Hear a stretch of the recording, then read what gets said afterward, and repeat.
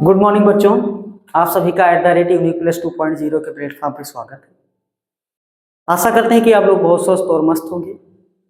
हम लोग पढ़ रहे थे इंट्रोडक्शन टू ट्राइगोनोमेट्री अर्थात त्रिकोणमिति का परिचय पढ़ रहे थे, जिसके ऑलरेडी 2 लेक्चर हो चुके हैं। आज एक्सरसाइज 8.2 का दूसरा लेक्चर है। इसके पहले क्वेश्चन के जितने भी क्वेश्चन थे अर्थात उसको हम लोग दूसरे वाले लेक्चर में जब हम लोग इंपॉर्टेंट फार्मूले पढ़ रहे थे उसमें पढ़ चुके हैं। हम लोग आज पढ़ने वाले हैं क्वेश्चन नंबर 2 से एक्सरसाइज 8.2 का। इसी वजह यहाँ पे लिख भी दिया गया है कि आज हम लोग पढ़ने वाले जो हैं वो पार्ट सेकंड। क्या पढ़ने वाले हैं? पार्ट सेकंड, अर्थात इसका पार्ट फर्स्ट हम लोग कर चुके हैं। तो और जो रिमेनिंग क्वेश्चंस इस एक्सरसाइज के हैं उन सभी क्वेश्चन को हम लोग करेंगे इस लेक्चर में। तो आप लोग हमारे साथ बने रहिए। देखते हैं आगे की क्वेश्चन क्या है। पहला ही क्वेश्चन है कि सही विकल्प चुनिए। सही विकल्प चुनिए और अपने विकल्प का औचित्य दीजिए। औचित्य मतलब ठीक उत्तर। जो भी आपके विकल्प के ठीक उत्तर हैं उनको हमें देना है। औचित्य का मतलब जो उत्तर ठीक हो या ठीक जवाब देना है हम लोग को। पहला क्वेश्चन है हम लोग का, ध्यान दीजिएगा। पहला लिखा है, क्या लिखा है? हम लोग क्वेश्चन को करते हैं। लिखा है 2 tan 30 upon 1 plus tan square 30 अर्थात 2 tan 30 अंश बटे 1 प्लस tan स्क्वायर 30 अंश। इसको हमें पढ़ना है। क्या करना है? हम लोग दूसरे वाले लेक्चर में जो इनके कोण के मान होते हैं उनको सभी को लिख लिया है और पढ़ भी लिया है। आशा कर रहे हैं कि आप लोग उसको पढ़े भी होंगे। तो पढ़े हैं तो वहां से इस वैल्यू के मान को केवल बताना है और सॉल्व कर लेना है। ठीक है, तो यहाँ पे हमें देखना है 2 tan 30 upon 1 plus tan square 30। तो देखो 2 tan और 1 फिर है तो इसकी वैल्यू अगर हम रख के हल करें, या देखो ये क्या है तो वैल्यू भी हल करके हम देख लें इसको। तो 2 tan 30 अंश का मान हमें सभी को पता है क्या होता है, 1/√3। फिर 1 प्लस 1/√3 का स्क्वायर। ठीक, सॉल्व करेंगे इसको। सॉल्व करके अगर देखें तो 2 का गुणा 1 में तो 2 हो जाएगा, ये 2/√3 हो जाएगा। आपके हर में क्या मिलेगा? देखिएगा यहाँ 1 लिखा है, प्लस 1 का स्क्वायर करेंगे तो 1 होगा, √3 का स्क्वायर करेंगे तो ये 3 हो जाएगा। सॉल्व इसको आगे करते जाएंगे हम लोग। ये 2/√3 है। यहाँ पे देखिए कि क्या मिल रहा है। यहाँ देखो 3 का गुणा 1 में 3 और 1 ये जो अंश में है जुड़ जाएगा तो ये 4/3 हो जाएगा। अब देखिएगा 2/√3 को डिवाइड करना है 4/√3 से। तो आप सभी को पता है नियम क्या होते हैं कि जिस वैल्यू से डिवाइड कर रहे हैं ये ऊपर जाती है तो ये इसकी अपोजिट यानी उल्टा हो जाती है, तो ये √3/4 हो जाएगा।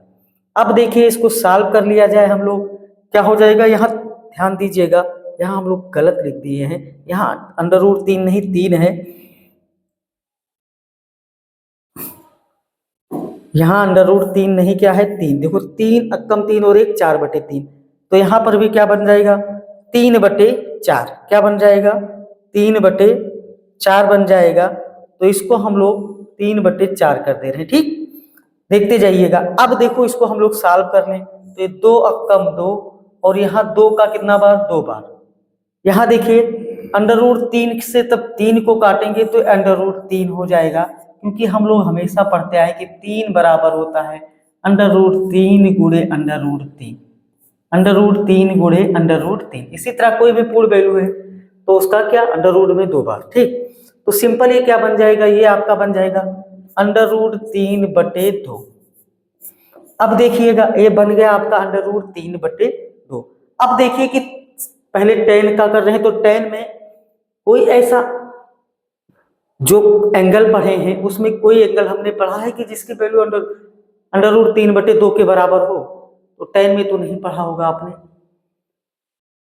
साइन में आप जरूर पढ़े हैं, तो साइन देखो, साइन की कितने की वैल्यू हो सकती है, यहाँ 60 अंश लिखा है, साइन 0 अंश का मान 0, साइन 30 अंश का मान 1/2, साइन 45 का 1/√2, और साइन 60 का आपने क्या पढ़ा है, √3/2। यहाँ cos 60 है, तो cos 60 अंश की जो वैल्यू होती है वो 1/2 होती है।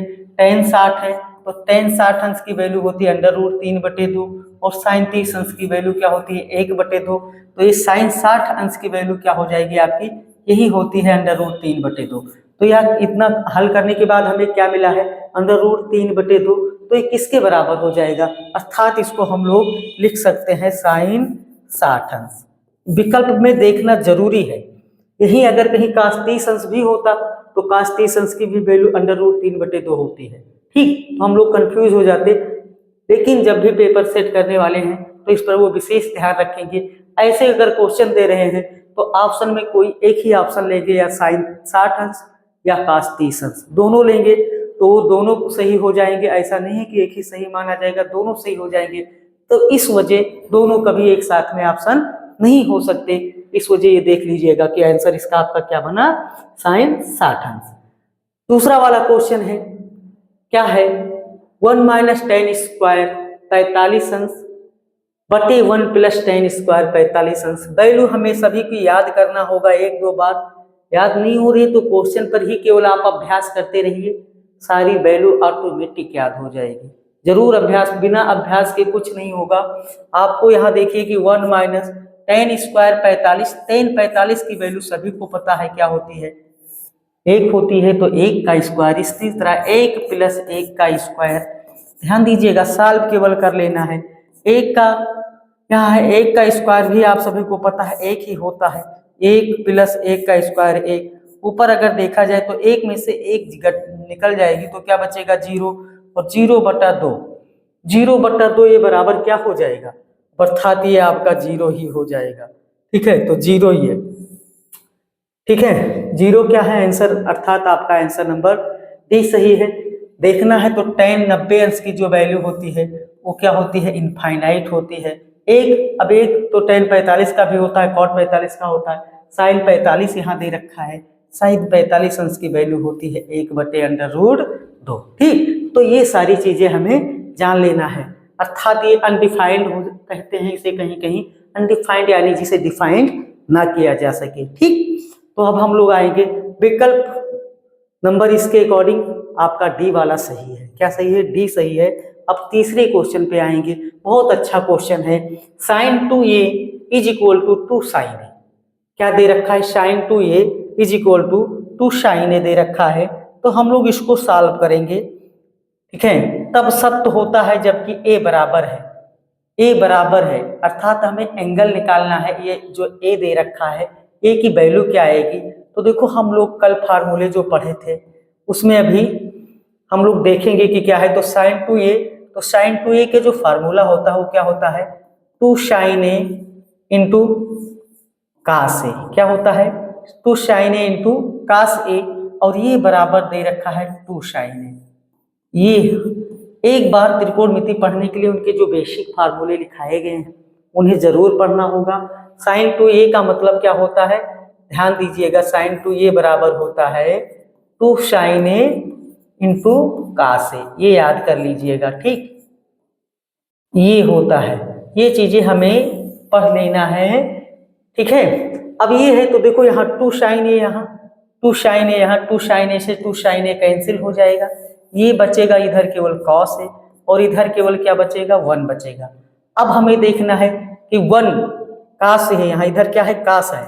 अब cos में ही देखना है, cos में ही जो हमने एंगल यानी कि कोण पढ़े हैं उनके 0 के वैल्यू, उसके बाद 30 की वैल्यू, 45, 60, ठीक है, 90, इनकी जो वैल्यू पढ़े हैं उसमें 1, तो 1 जो होता है ये cos 0 अंश का मान होता है। किसका होता है, cos 0 अंश, अर्थात इसको ऐसा लिखोगे, cos a बराबर cos 0 डिग्री, cos a बराबर cos 0 डिग्री, cos से cos कैंसिल हो जाएगा, a की जो वैल्यू आएगी वो आ जाएगी आपकी 0 डिग्री। क्या आ जाएगी, 0 डिग्री, अर्थात 0 जहाँ पे ऑप्शन में होगा वो सही हो जाएगा। ठीक, कोई कंफ्यूजन, आगे हम लोग चलेंगे। अब ये देखो 45, 30, 60 ये तो सभी में मिलते हैं, साइन के फॉर्म में तो साइन 30 अंश का मान 1/2, कास 30 अंश का मान √3/2, साइन 45 का 1/√2, कास 45 का भी 1/√2, साइन 60 अंश का √3/2 और कास 60 अंश का मान 1/2। ये सारी चीजें हम लोग एक दो बार उस चार्ट को जरूर तैयार करेंगे, तभी समझ में आएगा। आगे देखेंगे हम लोग क्या लिखा है, 2 tan 30 अंश, क्या लिखा है 2 tan 30 अंश, 2 tan 30 अंश अपान 1 माइनस tan स्क्वायर 30, ठीक है, बराबर होगा। देखो ये तो हम लोग यहाँ पे फार्मूला से भी हम लोग पढ़े हैं, एक फार्मूला हम लोग पढ़े हैं, नहीं पढ़े हो तो यहाँ पर फिर से देख लीजिए क्या होता है। आपने ये पढ़ा है tan 2a, tan 2a, इसी वजह हमने पहले फार्मूले सभी लगा दिए हैं, लिखवा दिए हैं। tan 2a का जो फार्मूला होता है ये होता है 2 tan a upon 1 minus tan square a, tan square a, ठीक। तो यही चीजें यहाँ पे लिखा है, आप इसको सॉल्व करना भी चाहो तो सॉल्व करके भी देख सकते हो, अर्थात ये tan 60 अंश ही लिखा है, नहीं है तो इसको सॉल्व करके भी देख लो। अगर कह रहे हो कि हाँ हमें फार्मूला दिमाग में नहीं आ रहा है तो आप इसको सॉल्व कर लें। सॉल्व कैसे करेंगे, हमें वैल्यू रख देना है 2 tan 30 अंश की जो वैल्यू होती है वो 1/√3 होता है, फिर 1 माइनस यहाँ भी 1/√3 रखोगे, बस यहाँ क्या है स्क्वायर है तो हम लोग स्क्वायर लगा देंगे, ठीक। यहाँ देखेंगे 2 का मल्टीप्लाई 1 में तो ये 2/√3, यहाँ देखिए ये 1 है, यहाँ पर स्क्वायर करेंगे तो 1 का स्क्वायर तो 1, लेकिन √3 का जब स्क्वायर करेंगे तो √3 इंटू √3 हो जाएगा, और जो हो जाएगा 3, क्या हो जाएगा 3। आगे हम लोग अब इसको सॉल्व करते चलेंगे, ये 2/√3 है, यहाँ बराबर करेंगे तो देखो 3 1 जा 3 में से 1 जाएगा तो कितना बचेगा, यहाँ पर भी 2/3, क्या 2/3। अब देखो इसको हम लोग ऊपर ले जाएं तो ये 2/√3 इंटू 3/2। अब ध्यान दीजिएगा, अब इसको हम लोग सॉल्व कर लें। देखो ये 2 है, 2 से 2 कैंसिल हो जाएगा, √3 से जब हम लोग 3 को काटेंगे तो क्या आ जाएगा √3, क्योंकि 3 जो बराबर हो जाता है वो √3 इंटू √3, तो एक √3 से एक √3 कैंसिल हो जाएगा, तो आपके पास सिंपल बचेगा √3। अब देखो हम लोग पढ़ रहे थे tan के बारे में, तो √3 देखें tan में कितने की वैल्यू होती है, तो वही चीजें ये बराबर क्या हो जाएगा tan 60, और इसको डायरेक्ट भी आप लोग लिख सकते थे tan 2a के फार्मूले पे, ये जो लिखाया गया है इसको भी आप ध्यान में रखिएगा, tan 2a बराबर 2 tan a upon 1 minus tan square a। जब इतनी वैल्यू लिखी है तो इसको लिख सकते हो, जब ये लिखा है तो ये लिख सकते हो, सिंपल, ठीक। तो ये tan 2a a यानी कि एंगल होता है, यहाँ a की वैल्यू 30 है, इसको बराबर यही रखते थे tan 2 इंटू 30, तो 2 इंटू 30 ये क्या हो जाता है tan 60 एक लाइन में, तो एक लाइन में। लेकिन ये चीजें जब आपको ज्ञान में रहेगा, याद रहेगी, तभी ये एक लाइन में कर पाओगे, अन्यथा कंफ्यूज हो जाओगे, ठीक है। तो इसे पढ़ना है आपको। आगे चलेंगे हम लोग, आज का तीसरा क्वेश्चन है एक्सरसाइज का, आपकी क्या लिखा है, बहुत अच्छे से क्वेश्चन को हम लोग एक बार पढ़ेंगे। लिखा है यदि tan a प्लस b बराबर √3, tan a प्लस b बराबर √3, क्या लिखा है √3 ही लिखा है, ठीक है, और tan a माइनस b बटे 1/√3, ठीक है, और 0 डिग्री से बड़ा है a प्लस बी, अर्थात a प्लस b को अगर जोड़ दिया जाए तो 0 नहीं आएगा, उससे बड़ा आएगा, कुछ भी आए लेकिन 0 नहीं आएगा, ये यहाँ पे कह रहा है। लेकिन एक बार कंडीशन भी दे दिया है 90 डिग्री, लेकिन a प्लस बी जो है ये 90 के बराबर भी हो सकता है, और a प्लस बी को जोड़ने के बाद ये 90 से कम भी हो सकता है, ये कंडीशन यहाँ पे है। ऐसा नहीं कि इसके बराबर ही होगा, कम भी हो सकता है। तो और फिर कंडीशन क्या कहा है, और कहा गया है कि लेकिन a बड़ा होगा b से, हम ज्ञात करेंगे जो एंगल a निकलेगा वो b वाले से ज्यादा ही रहेगा, कम नहीं होगा, तो a और b का मान ज्ञात कीजिए। समझ में आई होगी बात, समझ में आई है तो हम लोग अब क्वेश्चन को लगाते हैं। देखो क्वेश्चन को लगाएंगे कैसे, क्या क्या दे रखा है दे क्या रखा है इसको हम लोग विशेष करके ध्यान रखेंगे कि क्या दे रखा है। दे रखा है, देखो इसका हल हम लोग देख लेंगे। इसका हल दे रखा है tan a plus b is equal to √3। ठीक, और अभी इसके पहले वाले क्वेश्चन में आपने पढ़ा है √3 tan में कितने की वैल्यू होती है, तो हम आशा करें कि बताने की तो ज़्यादा ज़रूरत है नहीं।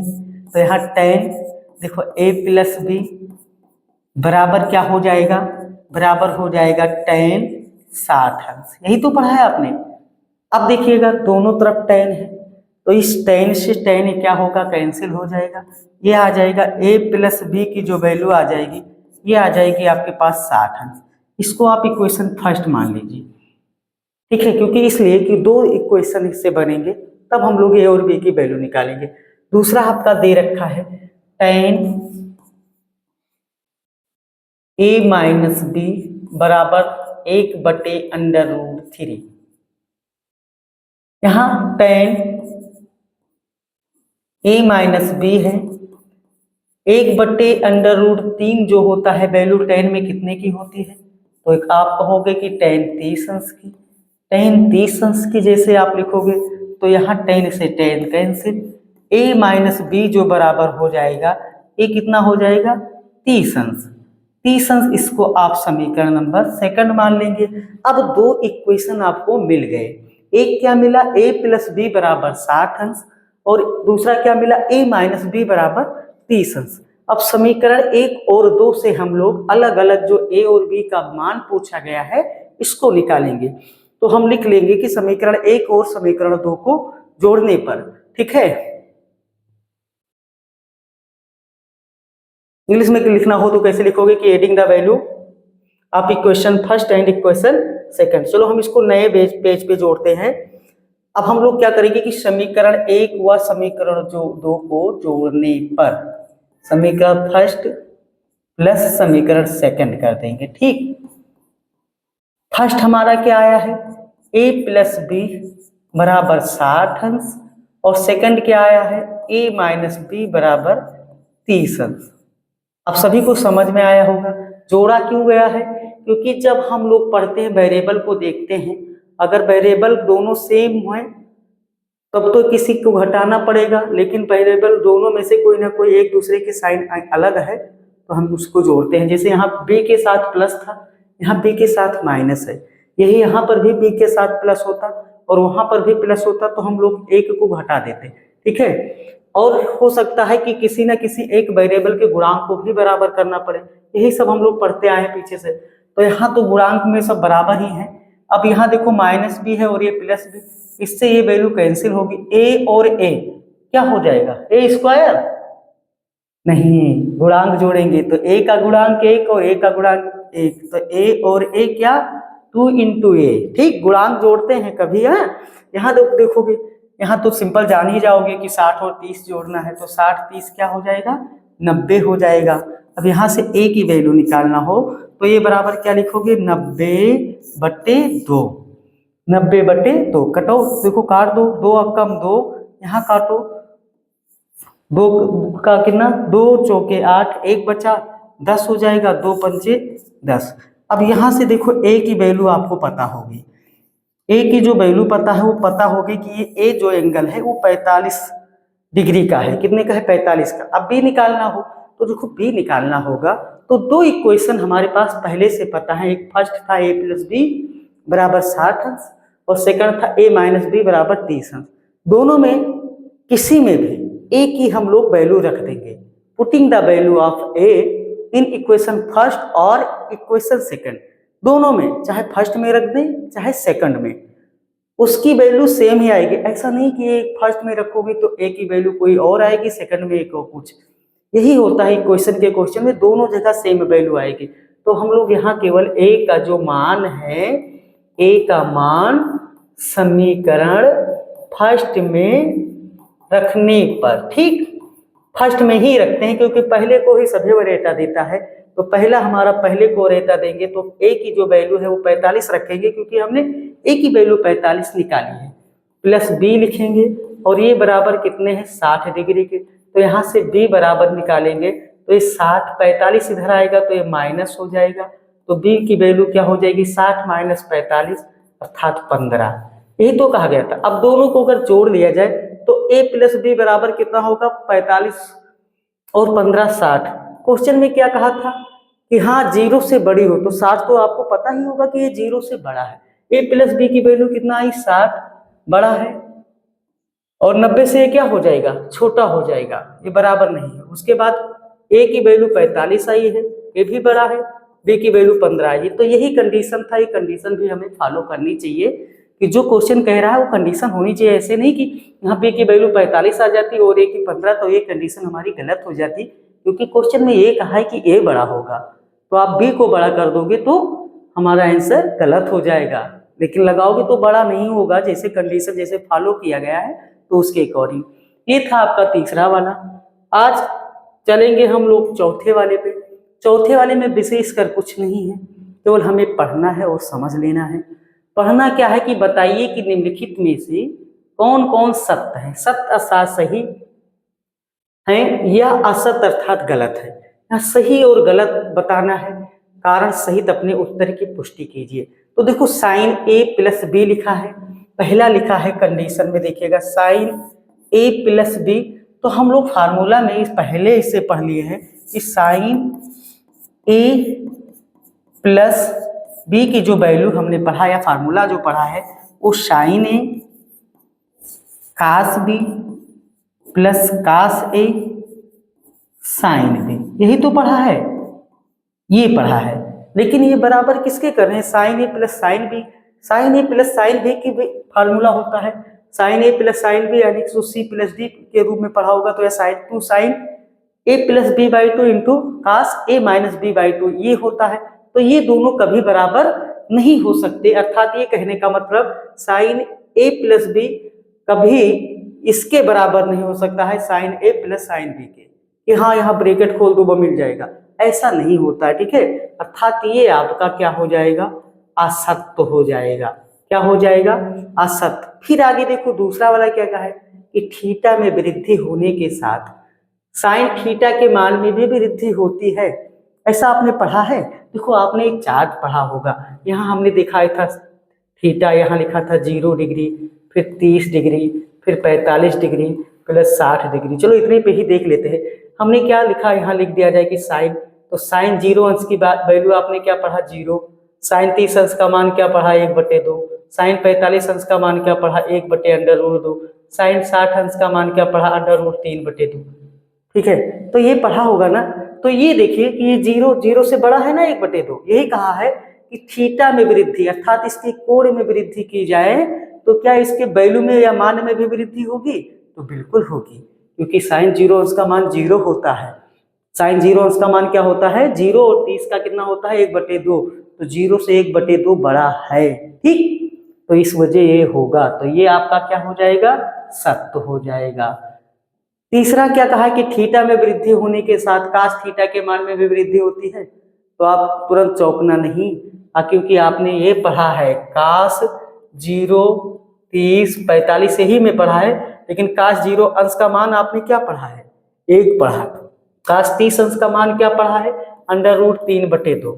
अब ये बताओ 1 बड़ा है कि √3/2 बड़े हैं, दोनों में देखना है। तो 1 बड़ा है कि √3/2 बड़ा है, तो आप कहोगे नहीं 1 बड़ा है, क्योंकि एक पूर्ण वैल्यू है, और इसको जब हम करेंगे तो ये क्या आ जाएगी एक फ्लोटिंग वैल्यू, अर्थात कोई ना कोई दशमलव वाली वैल्यू आ जाएगी, और वो भी 0 से छोटी। ऐसा नहीं दशमलव वैल्यू उससे छोटी ही होगी, 0 पॉइंट करके कुछ आएगा तो ये 1 से छोटा होगा, लेकिन यही 1.2 आता तो ये 1 से बड़ा माना जाता। तो ये कंफ्यूज ना होना कि हाँ क्या 1 से पॉइंट वाली कोई भी वैल्यू छोटी होगी, ऐसा नहीं, 0 पॉइंट करके आएगा, इस वजह ये वैल्यू छोटी हो जाएगी। तो ये समझना है कि थीटा में वृद्धि होने के साथ कास थीटा के मान में वृद्धि नहीं कमी होती है। क्या होती है कमी होती है। यहाँ अगर कमी होता तो ये भी सत्य होता, तो यहाँ लिख दिए हैं वृद्धि, अर्थात ये क्या हो जाएगा आपका असत्य हो जाएगा। आगे कहा है थीटा के सभी मानों पर साइन थीटा कास थीटा बराबर होते हैं, ऐसा कहाँ आपने पढ़ा।